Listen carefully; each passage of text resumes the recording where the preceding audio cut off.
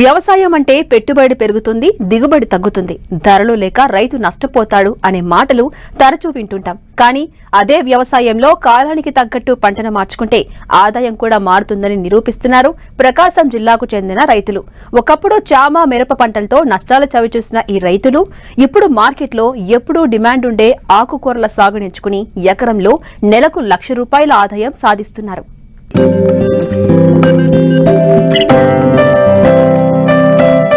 ఇదిగో ఇక్కడ చూడండి పలు రకాల ఆకుకూరలు.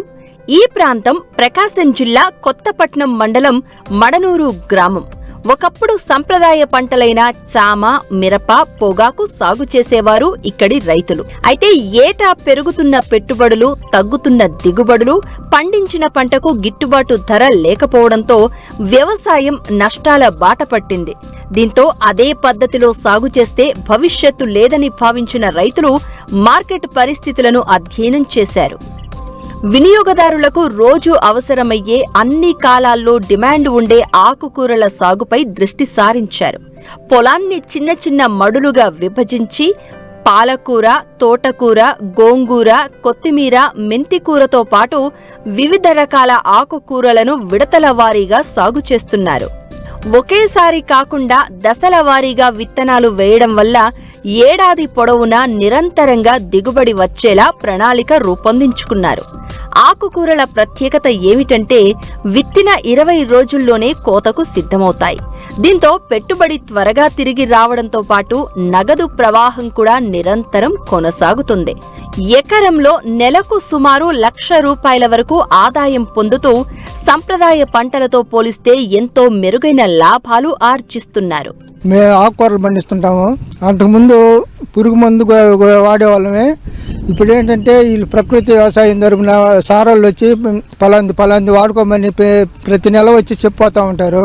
వాళ్ళు ఏ టయానికి ఏది కొట్టమంటే అది వాడుతూ ఉన్నాము. ఇప్పుడు బాగుంది పైరు. అంతకుముందు ఏంటంటే ఈ పురుగు మందు వాడినప్పుడల్లా కొంచెం డ్యామేజ్ చేస్తుండేది కూర. ఇప్పుడు బాగుంది. మామూలుగా నెల వచ్చేది పలాంది కొట్టమని చెప్తా ఉంటారు.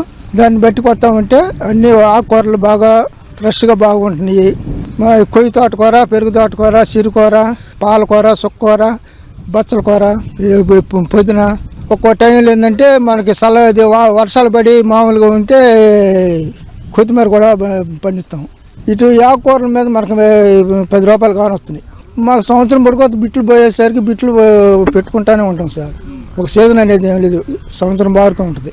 వర్షాకాలం కానీ ఎండాకాలం కానీ ఏంటంటే ఒక్కో టైంలో ఏంటంటే కొంచెం ఎక్స్ట్రా పోతుంటుంది, ఒక్కో టైంలో తక్కువగా పోతుంటుంది. దున్నించుకోవటమో లేక చెలగపారలతోటి తిరగేసుకోవటమో అలాగ చేసేదను. మామూలుగా మాకు ఉన్నాయి గొర్రెలు ఉన్నాయి.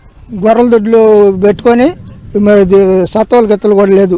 గొర్రెల దొడ్లు పెట్టుకొని దాంట్లో దుక్కి చేసుకొని దాంట్లో ఇత్తనాలు జల్లుకొని పండించుకుంటాం. లేదంటే ఎక్కువ సాలకపోతే ఇక పశువులు లేరు, ఇక దుక్కి చేసుకొని మామూలు ఇత్తనాలు నాటు చల్లుకోవటం. ఇప్పుడు పెట్టిన బిట్లో ఇంకా వేరే ఇత్తనం పెడతాం సార్. అంటే ఇప్పుడు పెరుగుకూర పెట్టాం కదా, ఆ పెరుగుకూర దాంట్లో మళ్ళీ కొయ్యి తోటకూర కానీ లేదంటే గోంగూర కానీ అలాంటి ఇప్పుడు పెట్టిన పైరు మార్చేసి వేరే పైరు పెట్టుకుంటాం. దాంట్లో ఇంకొక పైరు పెట్టుకుంటాం. అది ఒకటి పెట్టుకునేది. అది కోసే కొంచెం పెరుగుతూ ఉంటుంది. 15 రోజులకి 10 రోజులకి మన అంటే ఒక 2 నెలలు తగ్గిద్ది.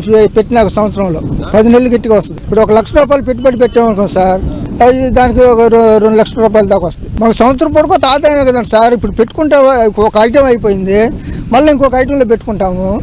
అట్లా వస్తానే ఉంటుంది కానీ సంవత్సరం పడుకుంటే ఆపేదే ఉండదు. మనకు 2 నెలలకు వచ్చేసింది. మనకి ఖచ్చితంగా ఇప్పుడు పెట్టాం కదా పైరు, 2 నెలల కల్లా ఖాళీ అయిపోద్ది. మళ్ళీ దాంట్లో వేరే పైరు పెట్టుకుంటాం. అట్లాగా ఇది ఒకటి మార్చి ఒకటి పెట్టుకుంటా వస్తూ ఉంటాం. మనకి ఇది ఒక్కో సీజన్లో ఒక్కొక్క షేడ్ వస్తుంటుంది. మామూలుగా ఇప్పుడు ఈ దోమ చూపించారు కదా, ఈ ట్యాపులు పెట్టున్నాయిగా, ఆ ట్యాపులు ద్వారా దోమ కొంత నివారణ అయిపోతుంది. ఏదైనా ఇది యాప్ కషాయమో లేకుంటే ఇదిలా ఈ షాప్ కషాయము ఇలాంటివి కొడితే దోమ పడిపోద్ది. రకరకాలుగా కషాయాలు చెప్తూ ఉంటారు, అవి కొడతా ఉంటాం. మనకి ఇది పురుగు మందు కొడితే ఎక్కువ అవుతుంది సార్. ఇప్పుడు ఈ ప్రకృతి వ్యవసాయంలో తక్కువతుంది. ఇప్పుడు అది 2000 అయిందంటే ఇది ₹1000 పద్ది. అది మనకు బాగుంటుంది. 3 రోజులకు మొలకొస్తుంది. 10-15 రోజుల కల్లా మళ్ళీ లైన్ అయిపోయి మొత్తం 20 రోజుల్లో పీకుడికి వస్తుంది. ఇది ఒంగోలు, టంగుటూరు, కందుకూరు. మనకి శివరాత్రి కాడి నుంచి ఇప్పుడు బాగా మాలో ఇప్పుడు 6 నెలలు కదా, 8వ నెల దాకా 9వ నెల దాకా బాగుంటుంది. అదే కదండి సార్, ఇప్పుడు శివరాత్రి కానీ ఎండలే కదా, 2 నెలల కానించి 3 నెలల కానించి బాగా ఎండలు అవుతుంటాయి కదా, 9వ నెల దాకా మనకి సీజన్ బాగుంటుంది. ఆ తర్వాత కొంచెం పాతన ఆగదు, కూర బాదు, మామూలుగా డైలీ పోతానే ఉంటుంది. ఒక్కో రోజు 500 చేస్తుంటాం, ఒక్కో రోజు 5 చేస్తుంటాము, ఒక్కోసారి 400 చేస్తుంటాము. ఈ కషాయాలే సార్, ఇప్పుడు జీవామృతం, మామూలుగా యాప కషాయం. చేప కషాయం అంటే ఇప్పుడు పురుగు ఆటికాడ వాడుతున్నాం కదా. సబ్సిడీ లోన్లు ఉంటే, అవకాశం ఉంటే గవర్నమెంట్ ఏదైనా సాయం చేస్తే మనకు కొంచెం డెవలప్ చేసుకోవడానికి బాగుంటుంది.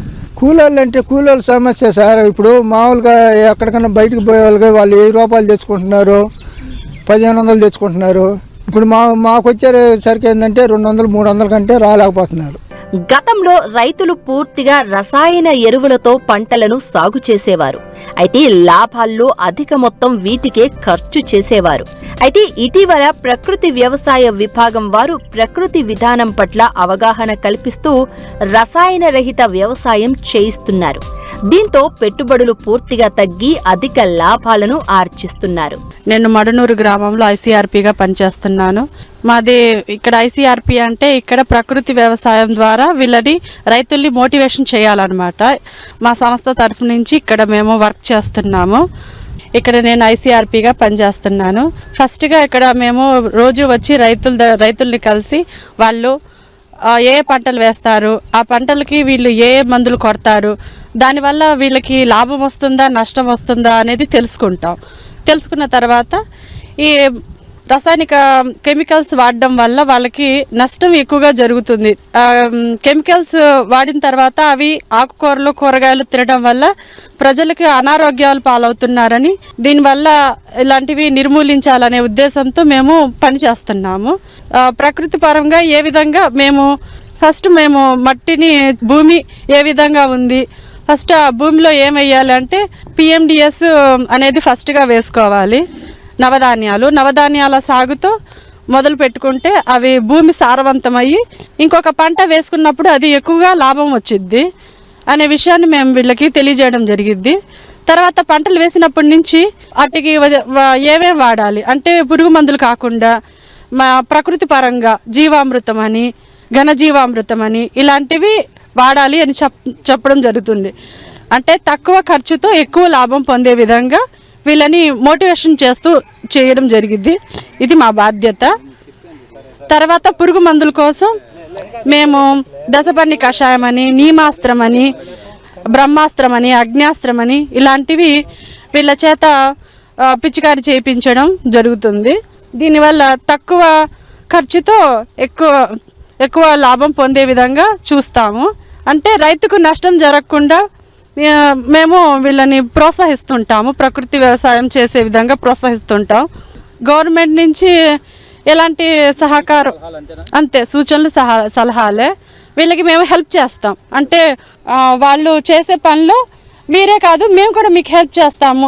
ఇది ఎలా చేయాలి, ఏ పద్ధతిలో చేయాలి, ఎన్ని రోజులు చేయాలి, ఏమేం వాడాలి అనేది మేము దగ్గరుండి అన్ని చూసుకుంటామండి. సంప్రదాయ పంటల నుంచి మార్కెట్ అవసరాలకు తగ్గట్లుగా పంటలను మార్చుకుంటే వ్యవసాయం కూడా లాభసాటిగా మారుతుందని ఇక్కడి రైతులు నిరూపిస్తున్నారు. సరైన ప్రణాళిక, విడతల వారీ సాగు, మార్కెట్పై అవగాహన ఉంటే ఆకుకూరల సాగు రైతులకు మంచి ప్రత్యామ్నాయంగా నిలుస్తుందని వ్యవసాయ నిపుణులు కూడా సూచిస్తున్నారు.